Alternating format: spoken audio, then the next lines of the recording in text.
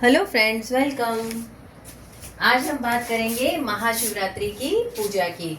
तो आप सबको सबसे पहले तो महाशिवरात्रि की खूब खूब शुभकामनाएं। तारीख है 15 फरवरी 2026 और ये सबसे बड़ा पर्व है शिव जी का और पूरे देश में खूब ही हर्षोल्लास से मनाया जा रहा है। आप देखेंगे तो मंदिरों में भी खूब तैयारियां हो चुकी हैं, चारों ओर खुशी का माहौल है। तो इस दिन अगर हम देखें तो शिव जी की पूजा करने से हमें अति उत्तम फल मिलता है। तो चलिए फ्रेंड्स, आज हम देखेंगे कि उनकी पूजा के लिए हमें क्या क्या सामग्री चाहिए, हम किस तरह से उनकी पूजा करें ताकि हमारी समस्याओं का हल भी आए और हमारे जीवन में बहुत सारी खुशियां भी आए।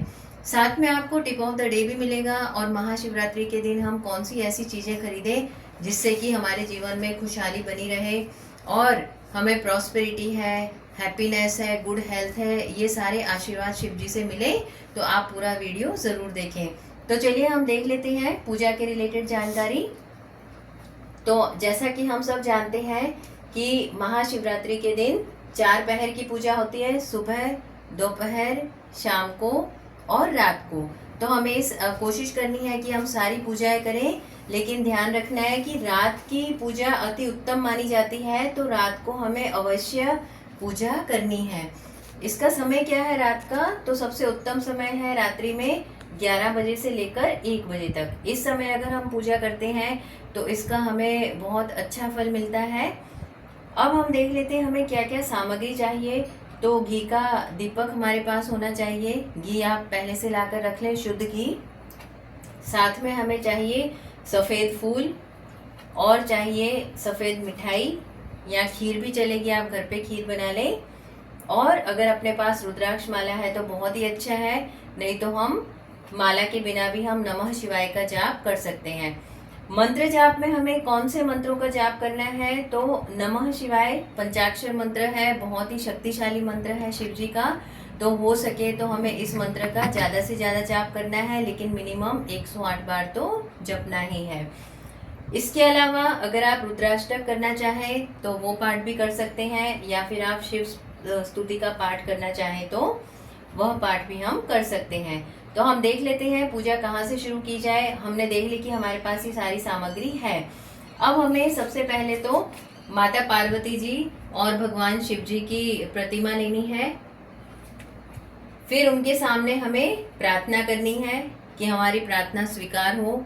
उसके बाद हमें घी का दीपक जलाना है, उनके सामने सफ़ेद फूल हमें अर्पित करने हैं और साथ में भोग लगाना है सफ़ेद मिठाई या तो फिर खीर का।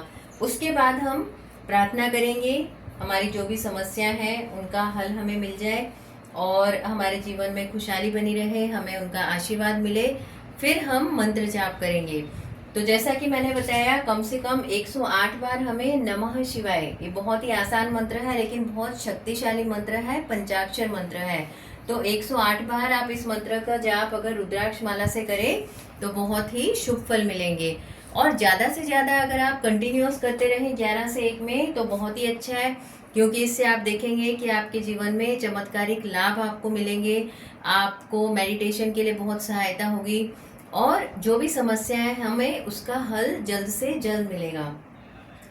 और दूसरा हमें ध्यान रखना है कि पूजा होने के बाद हमें शिव जी से और माँ पार्वती जी से फिर से प्रार्थना करनी है। हमारी मनोकामनाएं जो भी हैं वो पूर्ण हो जाएं, वो सच्चे मन से आप प्रार्थना करें। साथ साथ में आपकी जो समस्याएं हैं वो दूर हो जाएं, उसके लिए भी प्रार्थना करें। और अपने पूरे परिवार, अपने पूरे लोग जो जिनसे हम जुड़े हैं उनकी खुशहाली के लिए भी हम प्रार्थना करें। तो इस तरह से अगर हम सच्चे मन से प्रार्थना करते हैं तो अपनी प्रार्थना बहुत ही जल्दी स्वीकार होती है। और सबसे एक ज़रूरी बात है कि इस दिन अगर हम रुद्राक्ष को धारण करना चाहें या रुद्राक्ष खरीदना चाहें तो ये बहुत ही सर्वश्रेष्ठ दिवस है। बस अगर हमें रुद्राक्ष धारण करना है तो हमें अपने ज्योतिषाचार्य जी से या अपने जो गुरु होते हैं उनकी सलाह अवश्य ले लें, फिर हम इसे धारण करें, क्योंकि इसके भी बहुत ही उत्तम फल होते हैं। अगर हमें पूजा के लिए खरीदनी है रुद्राक्ष माला, जैसे हमने अगर नियम बना लिया है कि हमें रोज नमः शिवाय का मंत्र का जाप करना है तो रुद्राक्ष माला से हम कर सकते हैं, उससे भी हमें बहुत लाभ होते हैं। और अब आती है बारी टिप ऑफ द डे की। तो आई होप कि आप इस तरह से बहुत ही अच्छे से पूजा कर पाए और आपका दिन बहुत शुभ रहेगा कल। अब हम देख लेते हैं टिप ऑफ द डे कि हमें कल किस चीज़ को खरीदने से हमें बहुत ज़्यादा अपने जीवन में सफलता प्राप्त होगी, जीवन में खुशियाँ प्राप्त होगी और अपने जो भी प्रॉब्लम्स हैं उनके रिलेटेड भी हमें सल्यूशंस मिल जाएंगे। तो अगर पॉसिबल है तो हम रुद्राक्ष माला, तो मैंने बताया जैसे ये खरीद सकते हैं। रोज आप इनका मंत्र जाप करते हैं तो बहुत ही अच्छा है, मेरे पास ऑलरेडी है तो मैं इनका मंत्र जाप तो करूँगी ही, लेकिन मंदिर में जाके मैं इनको शिव जी के पास भी रखूँगी और वहाँ पर भी मैं मंत्र जाप करूँगी, तो उससे इनमें शक्ति आएगी, पावर मिलेगी। और फिर अगर हम घर पे इनको लेकर आते हैं और मंत्र जाप करते हैं तो हमें हर कार्य में सफलता मिलती है। तो ये तो हो गया एक सिंपल सा उपाय। दूसरा मैं बताती हूँ आपको कि जैसा हम जानते हैं कि ये गोमती चक्र है, तो गोमती चक्र भी अगर अपने पास है, अगर नहीं है तो हम इनको खरीद सकते हैं और खरीदने के बाद शिव जी के पास रख सकते हैं।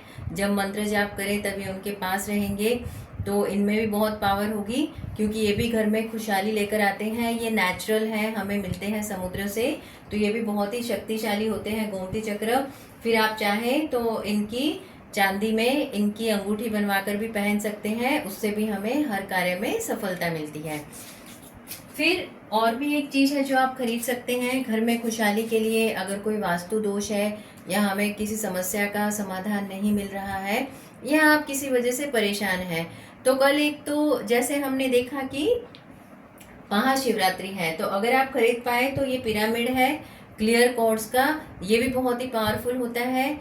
इसे भी अगर हम घर में रखेंगे तो ये सारी नेगेटिविटी एब्जॉर्ब कर लेगा और बहुत ही अच्छे पॉजिटिव वाइब्स हमें मिलेंगे, तो ये भी बहुत उत्तम है खरीदने के लिए। दूसरा, कल संडे का दिन है तो आप चाहें तो रेड एवेंचुरिन या तो फिर जैस्पर को भी खरीद सकते हैं।